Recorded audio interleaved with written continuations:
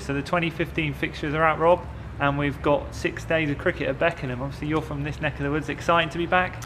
Yeah, it is. I always think it, generally, regardless of the new facilities that we got with the brand new sort of indoor school and the stand that's up, actually it's probably one of the best wickets in the country, and not just the county. It's absolutely fantastic really to get the chance to come back here and play. I always think we've had some of the best 2020 games with the ball flying through on a quick pitch, and now we've got a championship game here, which I reckon in the however many years Kent have been involved up here, we've probably played about 2 or 3 championship games, and generally they've been really good to play, and then hopefully now we can give people a taste with 2020 and then they can come and enjoy the longer form, because it's something I never had as a kid growing up here just over the road, where I only watched Kent play probably twice. Actually going down to Canterbury, which was an hour and a half, whereas if this was here I'd have been here all day running around playing. There's lots of areas for kids to play. There's the whole indoor school here, which is just going to be brilliant. And in terms of going back to Canterbury, we've got 2 fantastic fixtures there. Obviously the Ashes tour starts at the Spitfire Ground St Lawrence, so you're looking forward to pitting your wits?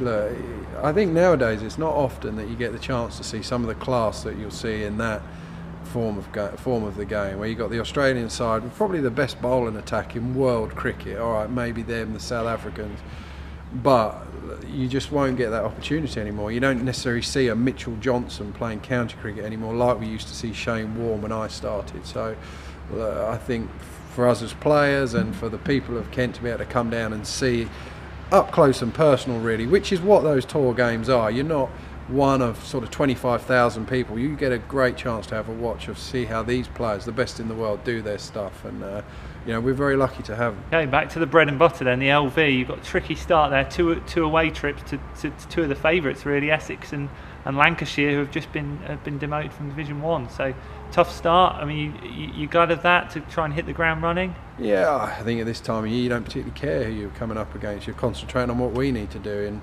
there is no doubt that the teams that have gone up and done well in this competition, in the 2nd division certainly, are the ones that have started quickly. They've won the first few games. Derby did it a few years ago where they won their first 4 games.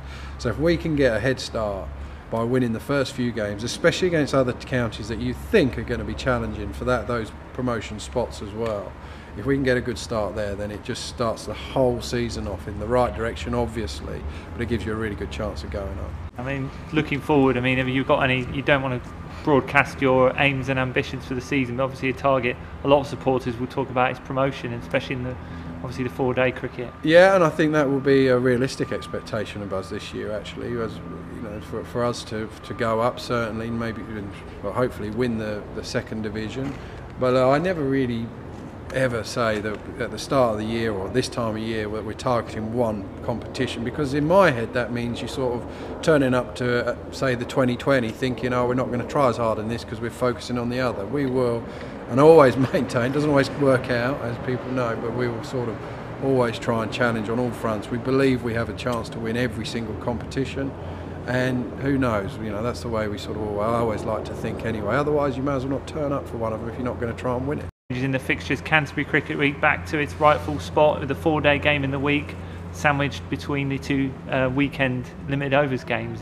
How big a thrill is that to skip the side on Canterbury Week? Yeah, I like Canterbury Week. You don't, I suppose it's one of those you don't really realise how privileged you are to do it until you get to the end of it, and it is always that little bit more in Canterbury, a better crowd, or bigger crowd, sorry, not better crowd, and yeah, it's a special moment. It's something, I mean, Canterbury is real steeped in history and tradition, and it's those things you're thankful for, but only at the end of it all really, when you realise what you've done at the end of the week. And you know, I think it will be a, you know, hopefully it's the scheduling this year, you know, will make things a lot easier, because last year was pretty manic, whereas, you know, hopefully we can get back to things that are easier for players and the punters to be able to come down and enjoy as well. Yeah, so in summary, we've got the Friday T20, the majority of the LV games starting on a Sunday, and then the Royal One Day Cup, which the bulk of which are going to be played during the daytime. A message for the members and supporters, obviously renewal time's coming up for memberships. Have you got a message in terms of for 2015? Presumably you want everyone on board with Beckenham, 6 days of cricket,